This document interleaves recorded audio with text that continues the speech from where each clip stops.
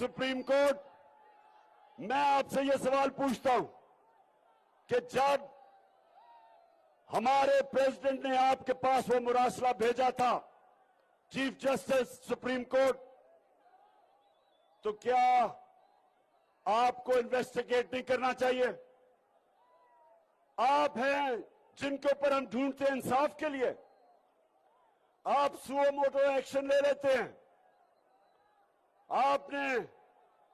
12 बजे रात को अदालतें खोल ली, लेकिन इतना बड़ा काम कि एक मुल्क के वजीर आजम को धमकी देकर हटा दिया जाता है और कुछ नहीं होता। और खास तौर पे जो आपको इन्वेस्टिगेट करना है, जो मैं चाहता था मेरे ऑनरेबल चीफ जस्टिस, जो मैं चाहता था ये तो पता चलवाते